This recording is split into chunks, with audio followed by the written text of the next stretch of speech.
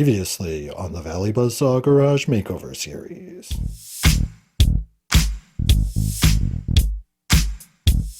What's up, everybody? Welcome back to the channel. It's episode 8 in our garage makeover series. Today, I finished the ceiling texture and all the sanding, which means our garage is ready for paint. If you're new here, welcome. Don't forget to subscribe and choose all in the bell menu to get notifications about all my videos. I post DIY home improvement and small DIY projects on Fridays and some Sundays. You'll find everything below to like, subscribe, and follow the channel. I had such high hopes for this textured spray. In fact, I couldn't wait to use it because I knew it would make the big ceiling patch go so much faster. I mean, in theory at least. After following the instructions and shaking the can for a full vigorous minute, I tested it out on an extra piece of drywall.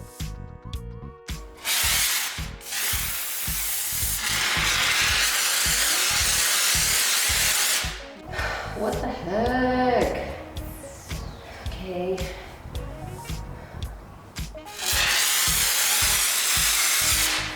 It's not the worst, but it's not gonna match. Ugh. Okay. Guess we'll try it.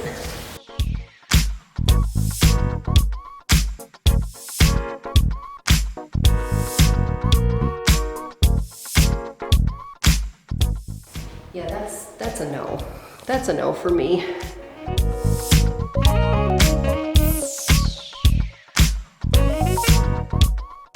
As I mix up this joint compound and water concoction, I'd like to take a minute to thank Ingenuity. See, when I realized that the spray texture wouldn't work, I took to the internet to see what other products were out there to fill in patches like this. There are a few, but most were for a knockdown finish, which obviously our garage ceiling isn't. That bummed me out because I couldn't leave this big flat patch in the middle of my textured ceiling. And as we've said before, we're not sure about the age of the popcorn, so we aren't disturbing it or taking it down. No, I had to get creative. My first thought was to thin the compound and pounce it on. I'd let gravity help to create a texture. But that didn't work well enough to blend in, so I tried the same technique with full-strength compound. That kinda worked, just not consistent enough to get a good finish overall.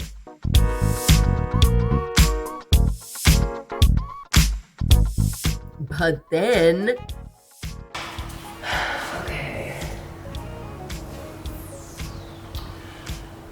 I know what I could do.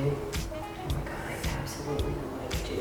Alright, we're trying something here. We're trying something.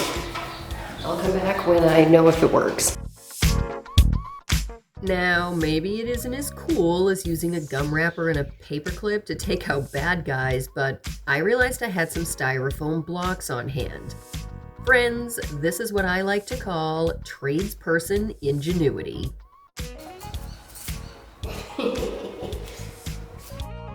I'm not currently a contractor, but I lived in that world long enough to know that if there's any group of people who can invent something on the fly, it's them.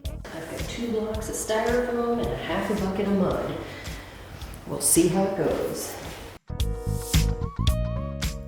I tried out my mix and things were meh. The thing is, the texture would work, but nothing seemed to stick to the ceiling.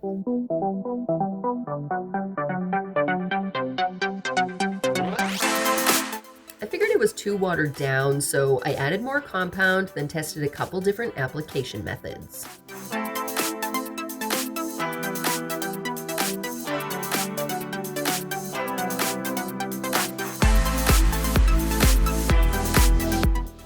Okay, clearly that's not working. So I guess pause the camera now and mix in a whole bunch of styrofoam and we'll just see what happens. I added more styrofoam, then tried applying it with a brush. I got similar results to before, but then I tested with a trowel and I got one step closer to figuring this thing out. The distribution of the styrofoam was perfect.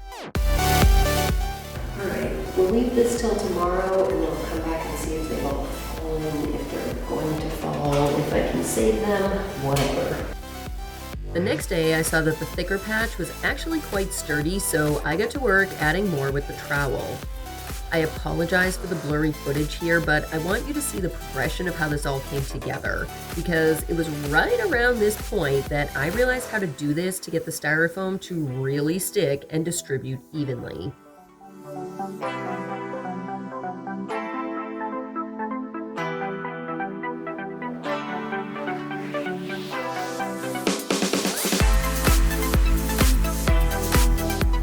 It may not be the best match, but it sure is better than the flatness of the ceiling right there. I'm gonna let this dry, come back out tomorrow morning when it's dry and see how it looks, and then I'm probably gonna end up filling in the whole square with this mix. I'm just gonna have to make a little bit more, but I am not at all upset about this and how it's going on. I think it's gonna look fine. After it dried, I could see a couple sparse areas, but my overall application technique seemed to work great. So I mixed up a bunch more and slopped it on.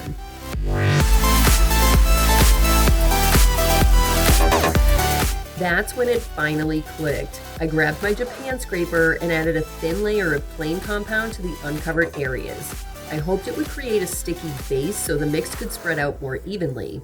And I was right, it worked great. I do see a few places where, sorry, my tripod just hit. I do see a few places where there are gaps, like right at the edge here, and some back there, but overall it's not too bad. Obviously it's not the same texture, but it's gonna do the trick. This is a garage, it's all getting flat white paint, and nobody's gonna be the wiser. After it fully dried, I came back and filled in the sparse areas with the last of what I had mixed. At that point, I was just about ready to start sanding, but first I'd need to clean up and clear out a bunch of the piled up junk in here.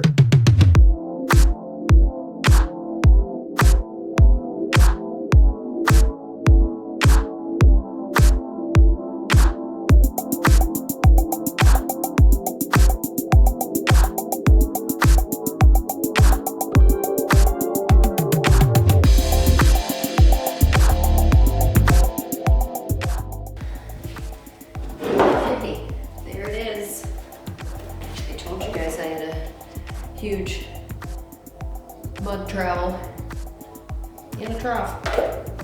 Never use it.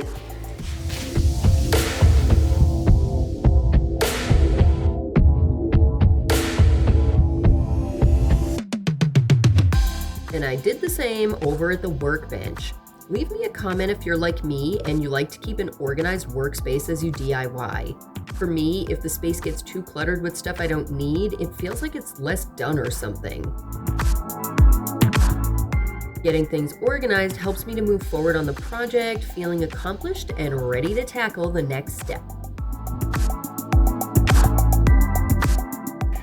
That's as much as I need to clear out of here to get things going. So what else do I need to do now before sanding?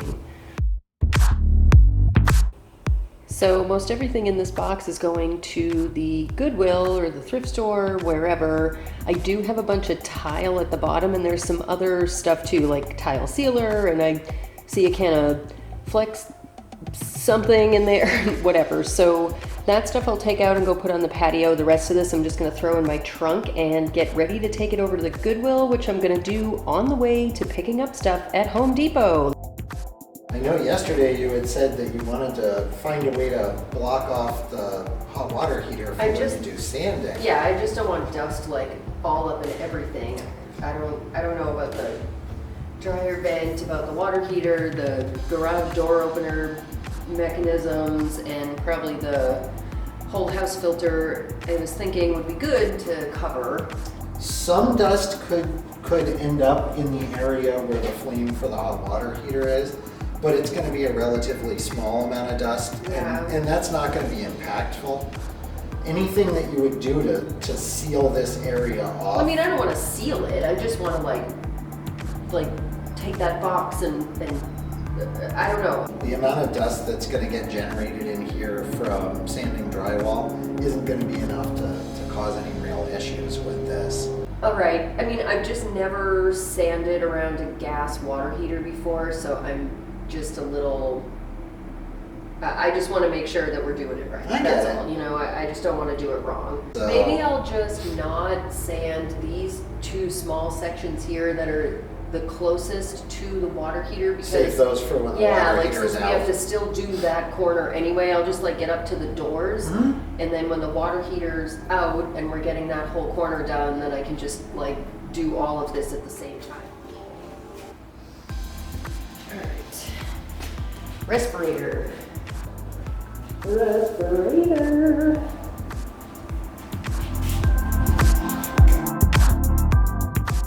Then I started the intensely dry and messy task of sanding. I know a lot of you are probably shaking your heads that I'm sanding all of this by hand, but I'm too tactile of a person to use a power sander. I like to be right up on the project so I can feel out the flaws. Also, I don't want to gouge into the drywall.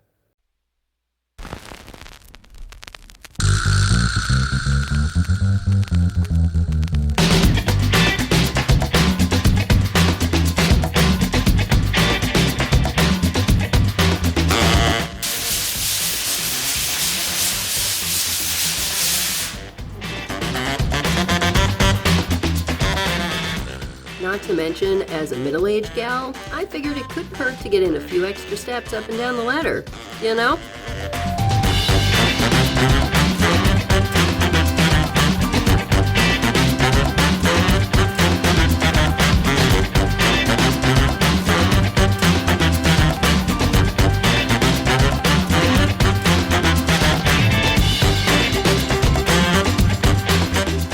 I shook the dust off and grabbed a barely damp rag to wipe down all of the walls.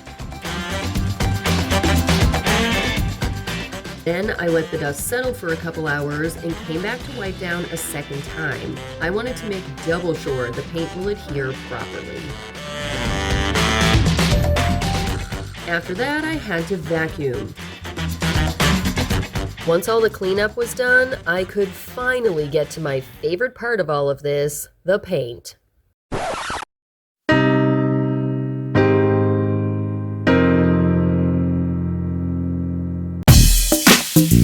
And speaking of paint, that's my next step, but also where I'm going to leave this video.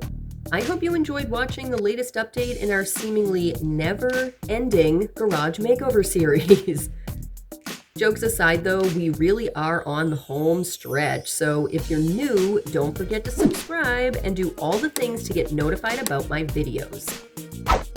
I post on Fridays and some Sundays and would love to have you here. Our community is growing fast and I couldn't be happier or more appreciative. Thanks to everyone who has subscribed, liked, commented, and even shopped my links. You've really helped my channel to grow, and I truly want to thank you so much. Next week, I'm back with a small DIY project, and I hope you'll join me. Thanks again for watching. Later, peeps!